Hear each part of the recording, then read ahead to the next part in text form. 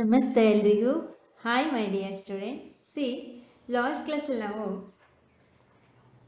Some vitamins and minerals and some diseases and deficiency diseases and features functions ಇದ್ರ ಬಗ್ಗೆ discuss ಮಾಡಿದ್ವಿ.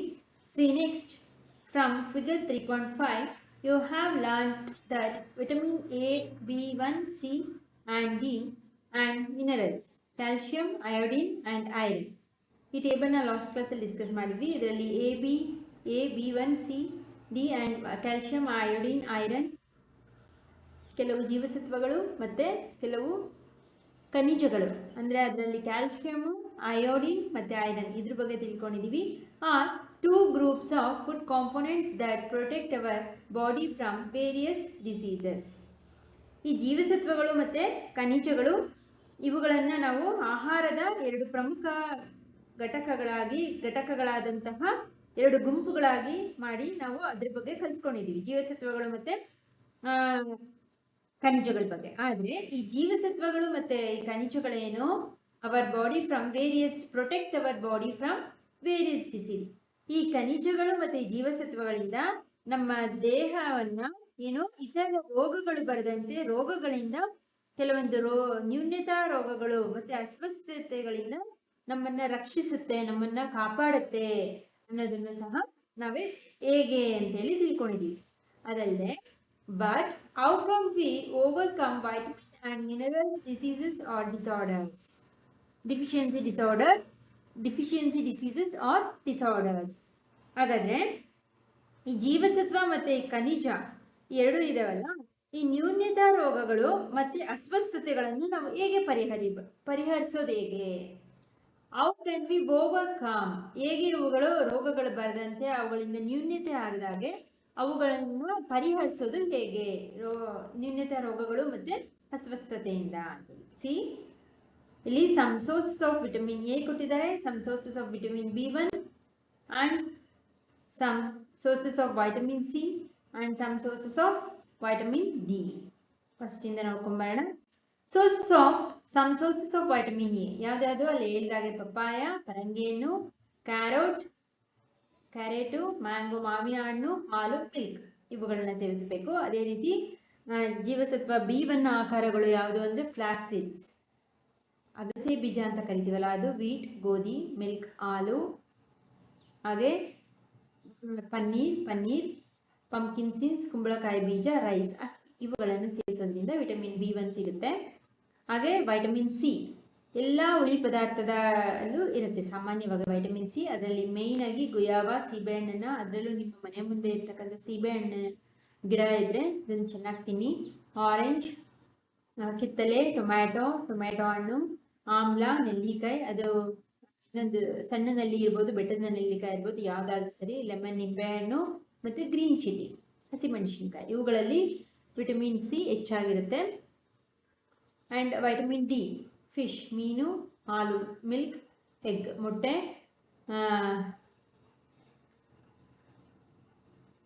ಇದು mushroom ಅಂದರೆ ಎಡಿಬಲ್ ಮಶ್ರೂಮ್ಸ್ ಅಂತ ಅಂದರೆ ತಿನ್ನಬಹುದಾದಂಥ, ಕೆಲವೊಂದು ತಿನ್ನದೇ ಇರ್ತಕ್ಕಂಥ ಈ ಬೇಡವಾದ ಜಾಗದಲ್ಲೆಲ್ಲ ಕೆಲವೊಂದು ಅಣಬೆಗಳು ಮಶ್ರೂಮ್ಸ್ ಬೆಳೆದಿರುತ್ತೆ, ಕೆಲವೊಂದು ಪಾಯ್ಸನಸ್ಸು ಆಗಿರುತ್ತೆ.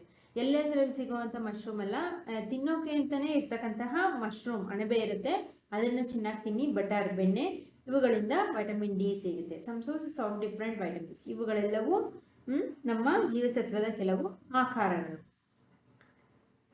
Food components that provide energy, support growth, help repair and protect our body from disease and maintain various bodily functions are called nutrients.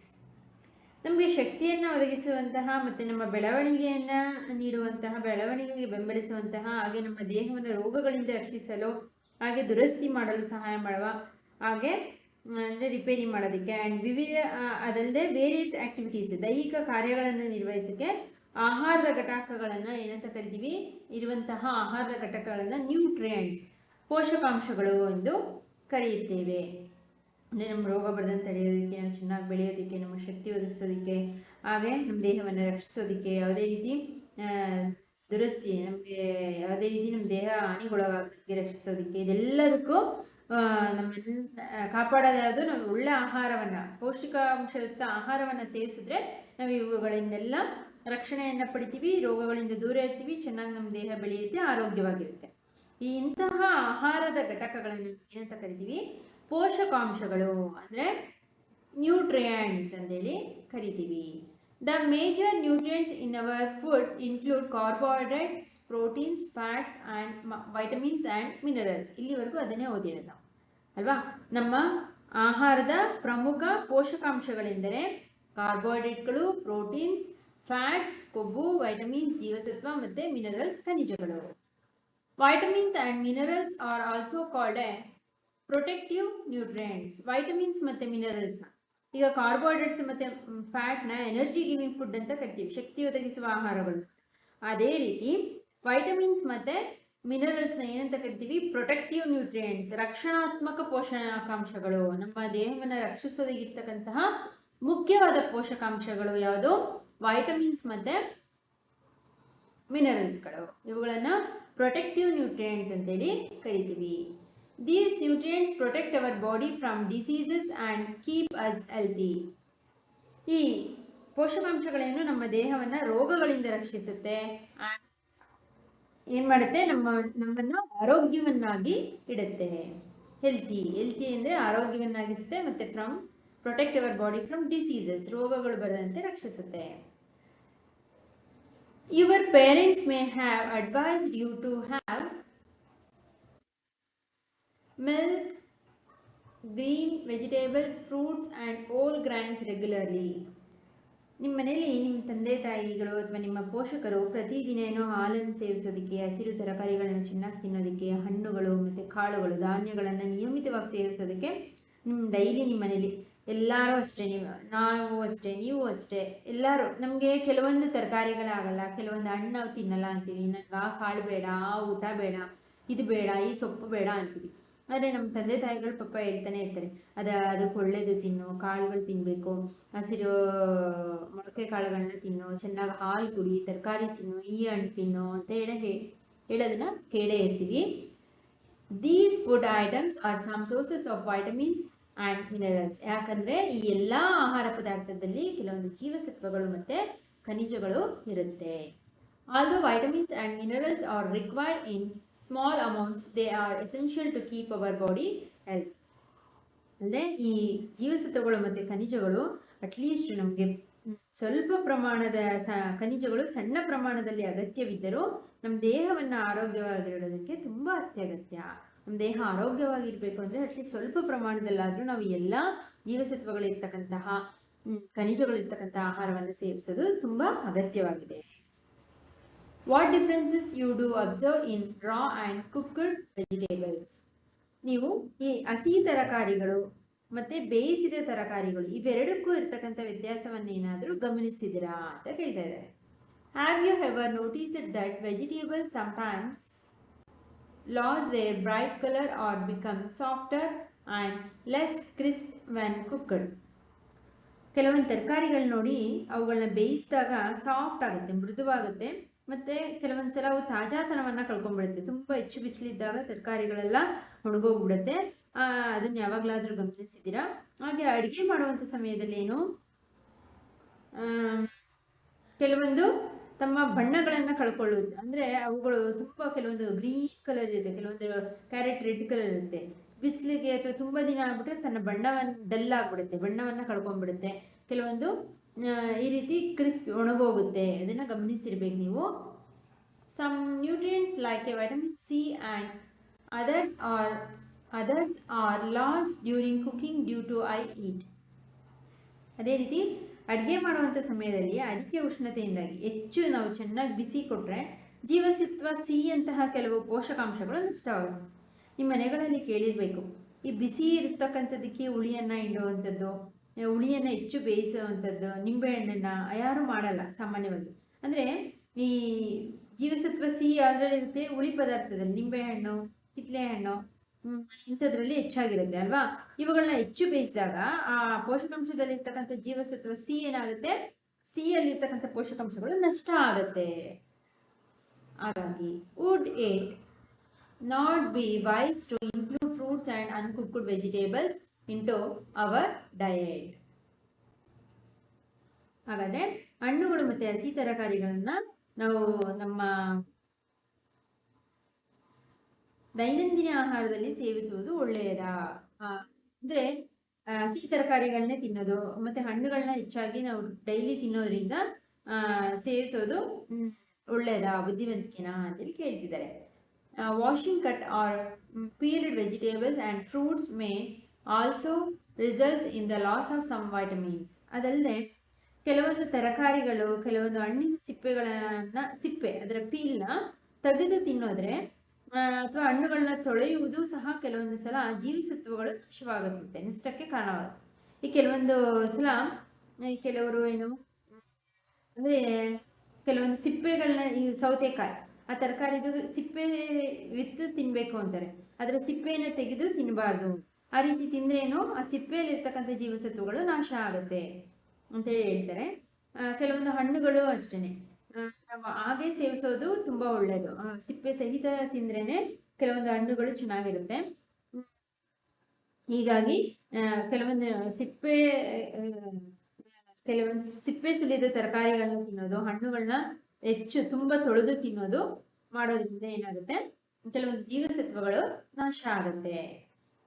It is highly recommended that all fruits and vegetables be thoroughly washed before consumption. ಆದರೆ ಇತ್ತೀಚಿನ ದಿನಗಳಲ್ಲೇನು ತುಂಬಾ ಅದಕ್ಕೆ chemicals, ಔಷಧಿಗಳನ್ನ apply ಮಾಡೋದ್ರಿಂದ ಸಾಮಾನ್ಯವಾಗಿ ಹೊರಗಡೆಯಿಂದ ತಂದಂತ ಯಾವುದೇ ತರಕಾರಿಗಳಿರ್ಲಿ, ಹಣ್ಣುಗಳಿರ್ಲಿ, ಅವುಗಳನ್ನ ತಿನ್ನೋದಕ್ಕೂ ಮುಂಚೆ, ಸೇವಿಸೋದಕ್ಕೂ ಮುಂಚೆ ಚೆನ್ನಾಗಿ ಅವುಗಳನ್ನ ತೊಳೆದು, ಅದರಲ್ಲೂ ಉಪ್ಪು ನೀರಲ್ಲಿ, ಸಾಲ್ಟ್ ವಾಟರ್ ಅಲ್ಲಿ ತೊಳೆದು ತಿನ್ನೋದನ್ನ ಇತ್ತೀಚೆಗೆ ಎಲ್ಲರೂ ಅಡ್ವೈಸ್ ಮಾಡ್ತಿದ್ದಾರೆ. ಅದು ಒಳ್ಳೆಯದು. ಹಾಗಾದ್ರೆ ಪೊಲ್ಯೂಷನ್ ಕಡಿಮೆ ಇತ್ತು, ಮಾಲಿನ್ಯತೆ. ಈಗ ಮಾಲಿನ್ಯತೆ ವಾತಾವರಣದಲ್ಲಿ ಹೆಚ್ಚಾಗಿರೋದ್ರಿಂದ ಹೊರಗಿನಿಂದ ತಂದಂತಹ ಆಹಾರಗಳನ್ನ ಧೂಳುಗಳು ಕೂತಿರುತ್ತೆ, ಅದರಲ್ಲಿ ಕೆಲವೊಂದು ಕ್ರಿಮಿಕೀಟಗಳಿರುತ್ತೆ. ಹಾಗಾಗಿ ಹಣ್ಣೇ ಆಗಲಿ ತರಕಾರಿನೇ ಆಗಲಿ ಸಾಲ್ಟ್ ವಾಟರ್ ಅಲ್ಲಿ ಅವುಗಳನ್ನ ತೊಳೆದು ಚೆನ್ನಾಗಿ ಆಮೇಲೆ ಸೇವಿಸೋದು ಉತ್ತಮ. Do we obtain all nutrients from plants and animals? ಅಂದ್ರೆ ನಾವು ಸಸ್ಯ ಮತ್ತು ಪ್ರಾಣಿಗಳಿಂದ ಎಲ್ಲಾ ಪೋಷಕಾಂಶಗಳು ಸಿಗುತ್ತಾ ನಮಗೆ ಅಂತ ಕ್ವಶನ್ ಕೇಳ್ತಿದ್ದಾರೆ. ನೋ, ಮೆದು. Nutrients like salt can be obtained from sea water or from rocks. ಇಲ್ಲ, ಎಲ್ಲಾ ಪೋಷಕಾಂಶಗಳು ನಮ್ಮ ತರಕಾರಿ, ಹಣ್ಣುಗಳಿಂದ, ಸಸ್ಯ ಮತ್ತು ಪ್ರಾಣಿಗಳಿಂದ ಸಿಗಲ್ಲ. ಉಪ್ಪು ನೋಡಿ, ಸಾಗರದ ನೀರಿನಿಂದ ತೆಗೆಯುವಂಥದ್ದು. ಉಪ್ಪು ಉತ್ತಮ ಒಂದು ಖನಿಜ ಅಲ್ವಾ? ಉಪ್ಪಿನಂತಹ ಪೋಷಕಾಂಶವನ್ನು ನಾವು ಸಮುದ್ರದ ನೀರು ಅಥವಾ ಬಂಡೆಗಳಿಂದ ಪಡೆಯುತ್ತೇವೆ. ಅದೇ ರೀತಿ also vitamin D can be naturally produced by your body upon exposure to sunlight. ಅದೇ ರೀತಿ ನಮ್ಮ ದೇಹವನ್ನ ಸೂರ್ಯನ ಬೆಳಕಿಗೆ ನಾವು ಏನಾದ್ರೂ ನಿಂತ್ಕೊಂಡ್ರೆ, ನಮ್ಮ ದೇಹವನ್ನ ಒಡ್ಡಿದ್ರೆ ಜೀವಸತ್ವ ಡಿ ನಮ್ಮ ದೇಹದಲ್ಲಿ ಸ್ವಾಭಾವಿಕವಾಗಿ ಉತ್ಪತ್ತಿ ಆಗುತ್ತಾ ಅಂತ ಕೇಳ್ತಿದ್ದಾರೆ. ಸೂರ್ಯನ ಬೆಳಕಿನಲ್ಲಿ ನಮ್ಮ ವಿಟಮಿನ್ ಡಿ ಎಂಬ ಜೀವಸತ್ವ ಇರುತ್ತೆ. ಅದು ನಮ್ಮ ದೇಹಕ್ಕೆ ಜೀವಸತ್ವಗಳ, ನಾವು ತಿಂದಂತ ಆಹಾರ ಸುಲಭವಾಗಿ ಡೈಜೆಷನ್ ಆಗಿ ನಮ್ಮ ದೇಹಕ್ಕೆ ಹೀರಿಕೊಳ್ಳೋದಕ್ಕೆ ಸಹಾಯ ಮಾಡ್ತವೆ ವಿಟಮಿನ್ ಡಿ. ಆ ಸೂರ್ಯನ ಬೆಳಕಿನಲ್ಲಿರ್ತಕ್ಕಂಥ ವಿಟಮಿನ್ ಡಿ ಜೀವಸತ್ವ ನಮಗೆ ಸಹಾಯ ಮಾಡುತ್ತೆ. ಗೊತ್ತಾಯ್ತಾ?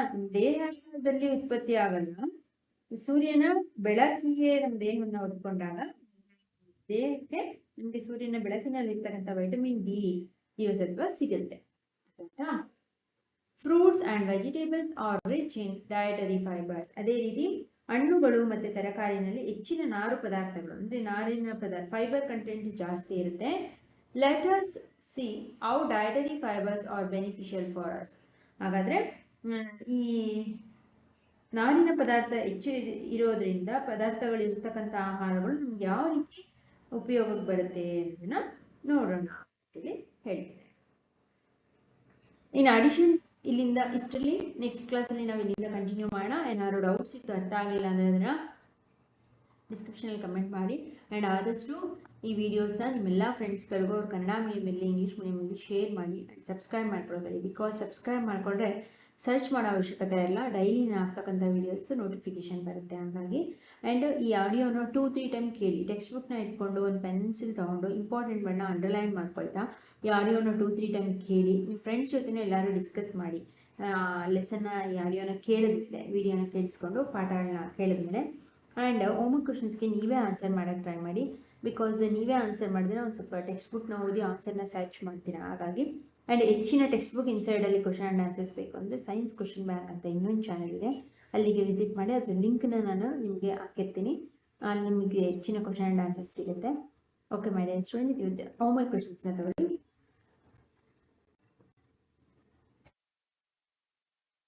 Name some sources of vitamin A, name some sources of vitamin B1, and name some sources of vitamin C, and name some sources of vitamin D. ಇದನ್ನೇ 4 ಕ್ವಶನ್ಸ್ ಸಪ್ರೇಟ್ ಬರೀರಿ. ಇಲ್ಲಿ ಇರ್ತಕ್ಕಂಥ ಅಂತಲೇ ನೇಮ್ನ ಬರಿತಾ ಹೋಗಿ. Vitamin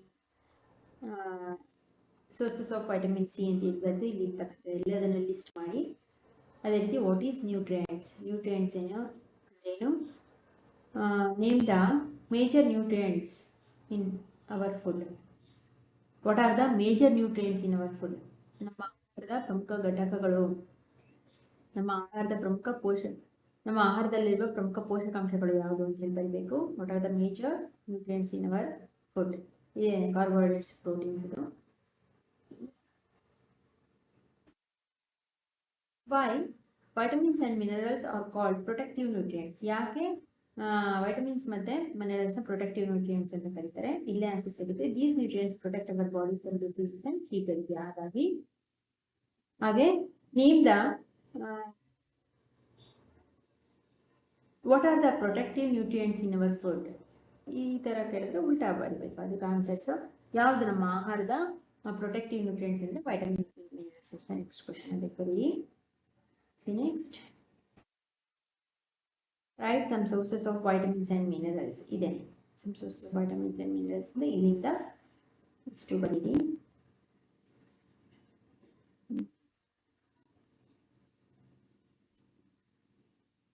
why our parents suggest to eat some vitamins and minerals. ಯಾಕೆ ನಮ್ಮ parents ಕೆಲವೊಂದು ಮಿನರಲ್ಸ್ ಮತ್ತು ವೈಟಮಿನ್ಸ್ನ ಸೇವಿಸೋದಕ್ಕೆ ಹೇಳ್ತಾರೆ ಅಂತ. ಬಿಕಾಸ್ ಏನು, they are essential to keep our body health. ಇದನ್ನು ಬರೀಬೇಕು. ಇದೇ ಆನ್ಸರ್ಸ್ ಈ ಲೈನಲ್ಲಿದೆ. See next.